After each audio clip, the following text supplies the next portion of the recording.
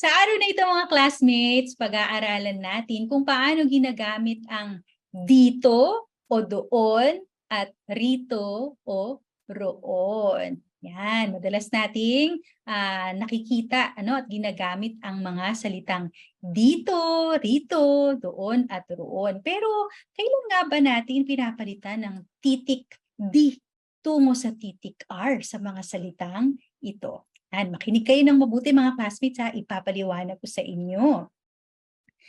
Pinapalitan natin ang dito o doon, okay, ng rito o roon kapag ang pantig o salita na nauuna sa mga salitang ito ay nagtatapos sa patinig at mga titik na W at Y.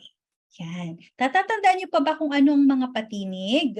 Ang mga patinig ay mga titik na A, E, I, O, at U. At ginagawa natin ito para mas maging madulas ang ating pagsasalita. Okay? Magbibigay ako ng halimbawa. Tignan niyo ang halimbawa.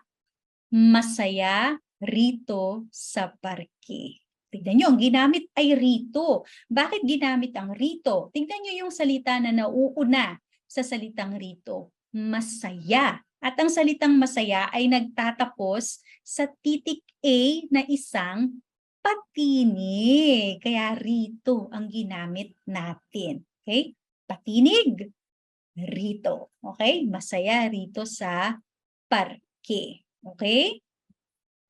Kung ang pantig o salita na nauuna naman ay nagtatapos sa katinig. Okay? Yung katinig naman, lahat ng mga titik maliban sa A, E, I, O, at U. Okay? Pero sa paggamit naman ng dito o doon, hindi kasali yung katinig na W at Y ha.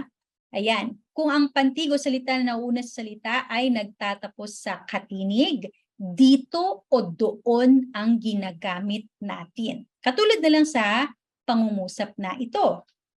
Marami akong kaibigan dito. Tignan nyo, dito yung ginamit. Kasi tignan nyo yung salita sa unahan. Kaibigan. Yung kaibigan nagtatapos sa katinig na N. Kaya, dito ang ginamit. Okay? Hindi rito. Dito. Naintindihan ba yun, mga classmates? Ayan. Kung hindi natin papalitan ng titik R, ang titik D sa pangungusap, yan, ano kaya o kaya ng titik D sa titik R ang mga pangungusap, ano kaya ang mangyayari? Tignan natin yung ginamit natin kaninang pangungusap ha. Masaya dito sa parke. Masaya dito sa parke. Parang hindi masyadong madulas yung pagkabigkas ng pangungusap.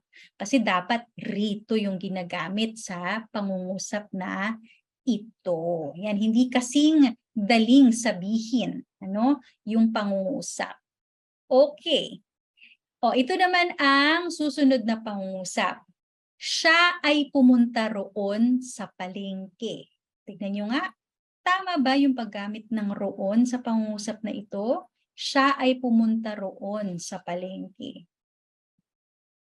Sige, tignan natin ha. Roon ang ginamit. Tignan natin yung salita bago ang salitang roon. Pumunta. Ang pumunta o ang salitang pumunta ay nagtatapos sa titik A na isang patinig. Kaya tama, roon nga ang kailangan nating gamitin sa pangungusap na iyan para maging mas madulas ang ating pagbasa sa pangungusap. Sabihin nyo nga ako, siya ay pumunta roon sa palengke. Pakinggan naman natin ang pangungusap na ito. Bumili siya ng prutas doon. Bumili siya ng prutas doon. Tingin nyo, tama ba yung paggamit ng doon sa pangungusap na ito? Tama, syempre. Kasi kung titignan natin nauunang salita, prutas.